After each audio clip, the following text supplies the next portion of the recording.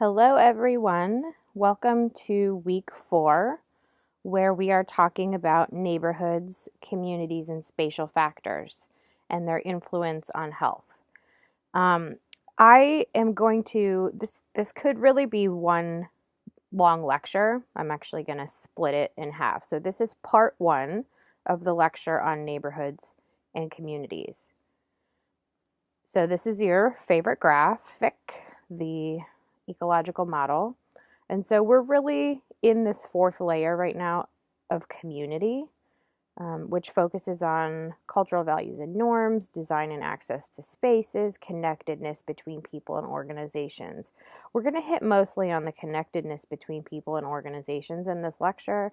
Some of what we'll talk about is probably also relevant to the organizational level, in terms of how a community services are organized. And certainly the public policy level is going to become relevant here as well.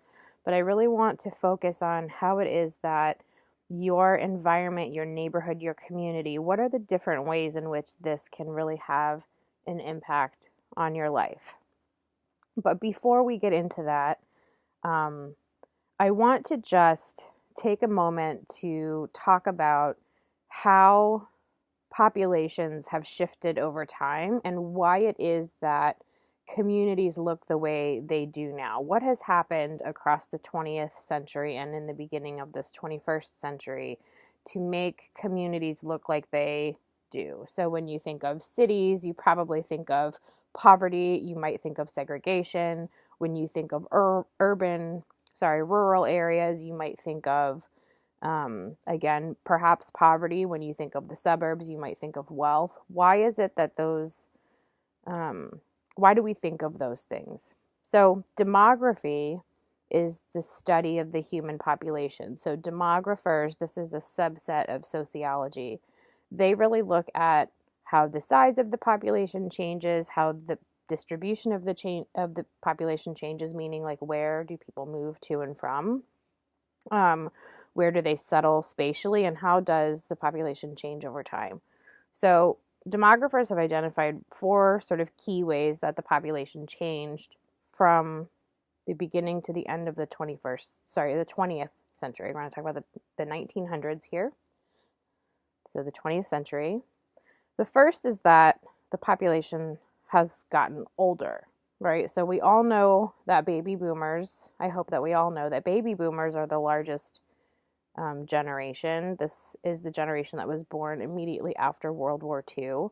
So because they're the largest generation, as they get older, the proportion of people who are old compared to the proportion of people who are young is getting bigger. So you can see here in this graph that 12.4% of the population was 65 or older in the year 2000 compared to only 4.1% of the population in the year 1900. Now, some of that has to do with baby boomers. Some of that also has to do with simply the fact that we are living longer, that we aren't dying as early anymore. One of the problems, though, with this, or one of the, it's not necessarily a problem, but certainly an issue that we have to think about is this idea of a dependence ratio, right? That the more people we have who are too old to work or even too young to work, but let's focus on too old to work, the more dependent that group of people is on workers. Now, if the elderly start to outnumber or get really large, then you're going to have a smaller number of people who are working, paying for Social Security, for example, for a growing piece of the population who are too old to work, unable to work. So this has implications for politics, for healthcare, welfare, because Medicare is a form of welfare. So that's one way that the 20th century, the population has changed across the 20th century. Another is that people are migrating. So, if you look at 1900 in this second graph, you'll see that over 50% of the population lived either in the Northeast or in the Midwest, which makes sense, right? Because when people came over from Europe to the United States, they settled in the eastern part and they moved westward. So if you look at the year 2000, you'll see that that trend has flipped and that over half of Americans live either in the West and the South. So we refer to this as a migration from the Rust Belt, which would be the Northeast and the Midwest, to the Sun Belt, which would be the West and the South. And in accordance with that idea of migration, you see cities in the Northeast and the Midwest are shrinking. The third way that the population has changed in the 20th century is concentration in urban areas. So essentially, people are moving away from rural areas into urban areas. And so you'll see in this graphic that as the population increases, people are locating in metropolitan areas, not in non-metropolitan areas, which we would think of as rural areas. In fact, by 1920, half of Americans had lived in an urban area. Now it's over 80% of the US population who are living in urban areas. And when I say urban areas, that doesn't just mean central cities, that also means suburbs. Basically, urban in this case means anything that's not rural. And then the fourth trend in the 20th century is this idea of deconcentration. So while concentration into urban areas was happening, at the same time, there was a deconcentration of central cities. So people were moving to metropolitan areas, but they're not moving to central cities. They're moving to the suburbs, and people who are in the cities are moving to the suburbs. And so you can see from this last graphic that the population of central cities over time rose a little bit in the 30s, 40s, 50s, and then has slightly declined to the year 2000, while suburbs have really kind of exploded. And you'll see a little bit of that discussion in the video, The House We Live In, where they talk about Levittown in the beginning of the suburbs. Recently, in the 21st century, you see a continued growth of suburbs. And so you have people who are moving not just from central cities, but from inner ring suburbs. So think about Chicago and the suburbs that are closest to the city. So your Berwyns, your Ciceros, your Oaklaws, people are moving from those areas out further away from Chicago to your Wheatons and your Napervilles.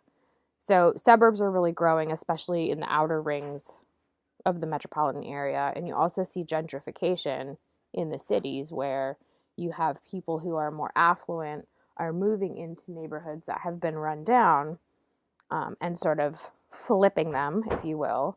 But the implications of that are that there are people who are still living in those rundown neighborhoods. And when gentrification happens, when people who have money come in and try to flip the neighborhood, right? They buy an old apartment and they restore it to its original beauty. The people who are still living in that community start to face higher rents because the cost of everything in that neighborhood increases. And so gentrification has sort of priced people out of their own neighborhoods and is shifting them away from these up and coming neighborhoods.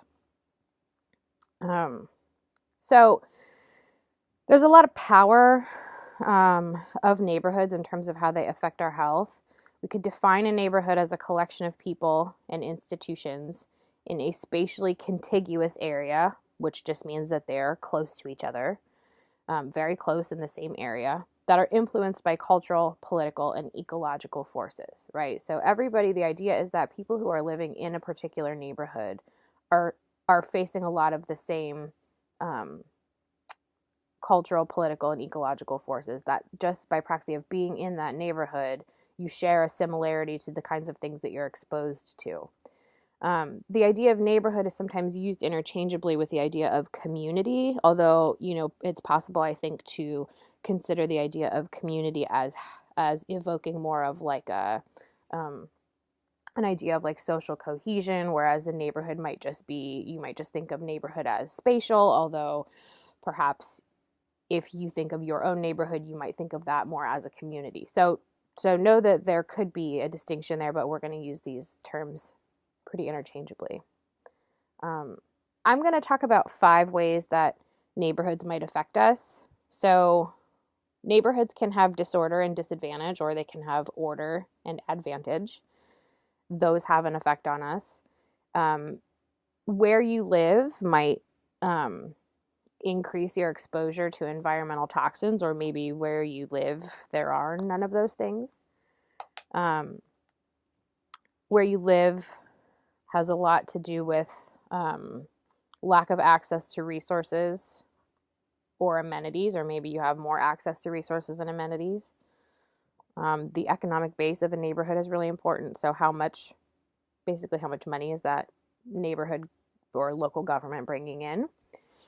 And then what is the sense of collective efficacy in your neighborhood? How much do people work together, right? Remember back to the last lecture that this idea of collective efficacy is how we would measure social capital at the neighborhood level. And so the idea here is that it's not just about social capital in a neighborhood, but the extent to which that capital can be mobilized to fix problems in the community, right? That's collective efficacy. So we'll talk about that. In this part of the lecture, I'm really just going to focus on the first two. And then in part 2 of this week's module lecture, I'll get to the last 3 items on the list. So let's talk about neighborhood disorder. This is an image of probably something that we would think of as being a very disorderly area, probably not a place that we would want to spend too much time. In neighborhoods that are disadvantaged and disorderly, we tend to see things like noise. Well, we don't see noise, but you know what I mean. Litter, graffiti, poorly maintained housing, and vandalism. All of these are indicators of neighborhood disorder.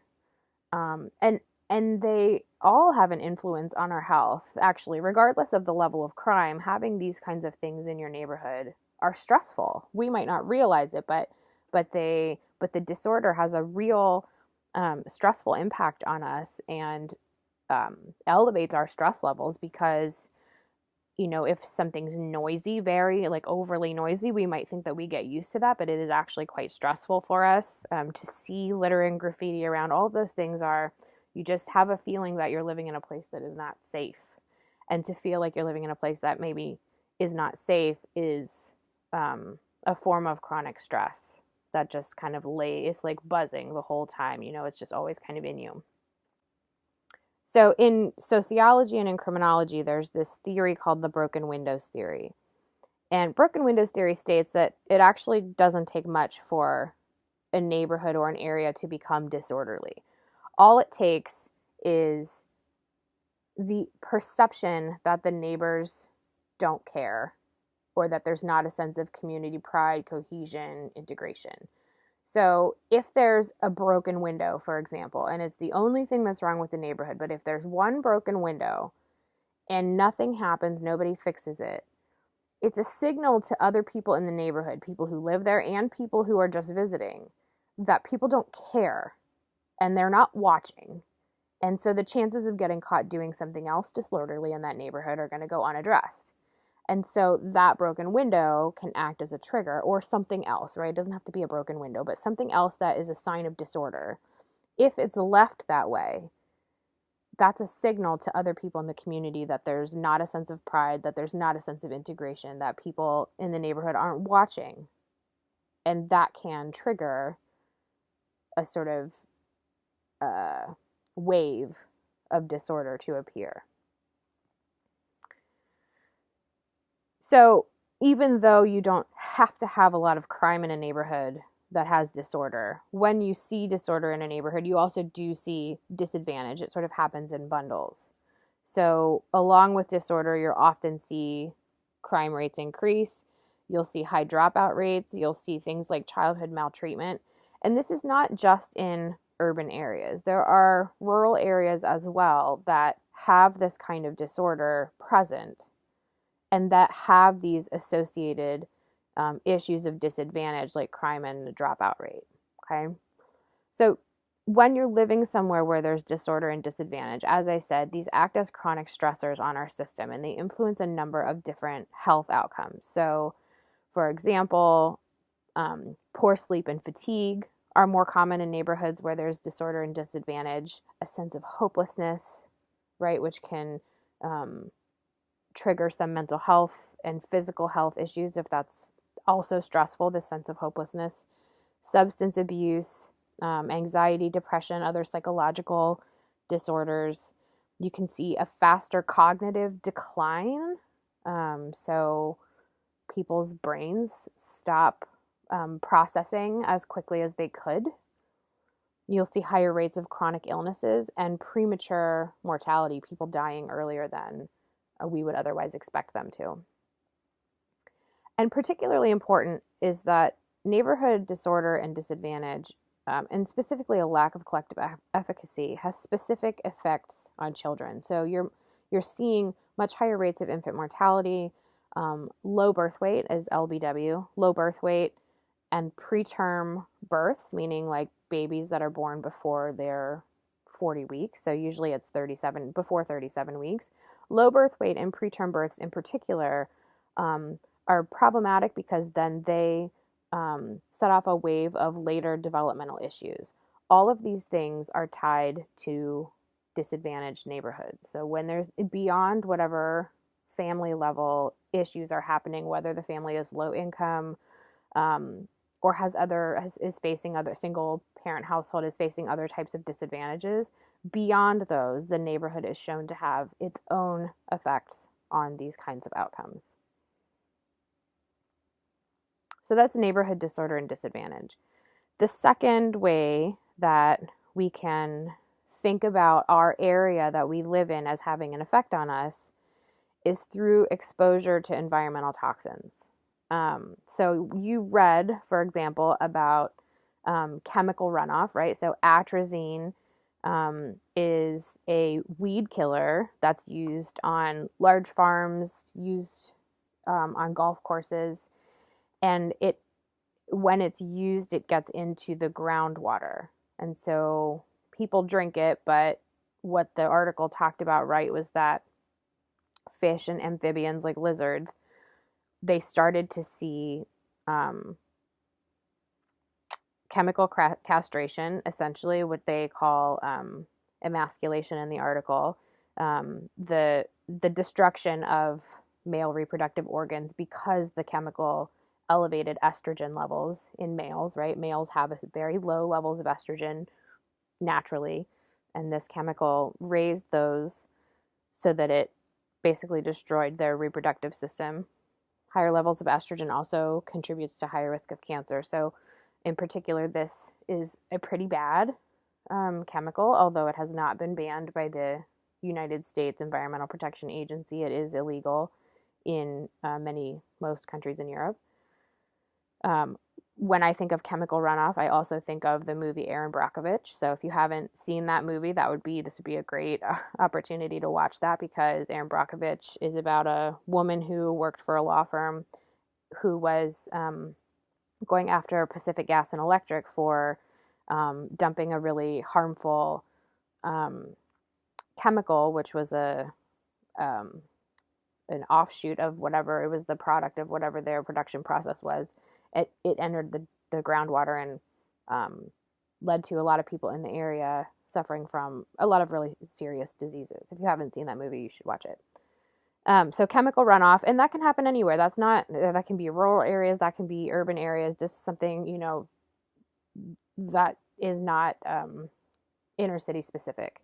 This happens everywhere. Air pollution is another type of environmental toxin. So if you live close to highways, if you live close to rail yards, if you live close to manufacturing, if you live close to sewer treatment plants, all of those are related, contribute to air pollution, and can generate respiratory illnesses like asthma. There's a group in the class studying asthma, so we'll learn a little bit about this towards the end of the term. But what's interesting with air pollution, right, is that particularly with highways, in Chicago, for example, the highways were built in the mid 1950s, 1960s. So the neighborhoods that exist next to highways existed there before the highways were ever built. And actually, there had to be decisions made about where to build those highways, and think about how that would happen. You'd have to tear down a lot of property. So you'd have to, this again, we'll get to this idea of collective efficacy. You had to make decisions about which neighborhoods to tear through and which neighborhoods to spare as you're building highways. And the unintended consequence of that is which neighborhoods are going to be polluted by the cars that are driving on the highway. One other environmental toxin that we can talk about is lead. I'm actually going to branch off here and do a little aside about lead exposure and poisoning. So lead is a naturally occurring element. You can find it on the periodic table, but it's toxic to humans and animals. If you have really severe lead poisoning, you could die. But lead poisoning and exposure is an issue regardless of the severity of your exposure. So it's found now primarily in old water pipes that are made from lead. So if you remember, probably 2 years ago, the Flint water crisis that was happening, that was lead exposure that was a result of lead in the pipes that were carrying the water. But also there's lead in paint. And this is particularly an issue for houses that were built before 1978. So in 1978, a law was passed that paint could no longer have lead in it in the United States. So any houses that were built after 1978, there's no lead in the paint in those houses. But there are a lot of houses especially when you get closer to cities, a lot of houses and dwellings that were built prior to 1978 that potentially have paint on the walls and on the windows, on the windowsills, door jambs, moldings that have lead in the paint. So there are two issues here. One is that babies chew on things all the time, and lead paint in particular has a very sweet taste. And so babies are drawn to the taste of lead paint, so they're literally ingesting lead. But the other issue is that as the paint starts to peel away, you get dust. And so the lead paint, as it dries, it's been there for 50, 60 years, as it dries and crackles and pulls away from the wood, there's a dust that is emitted and that is ingested by the people who live in the house. And so what happens is that lead enters the bloodstream. And the reason that it's so harmful is that it acts like calcium, okay?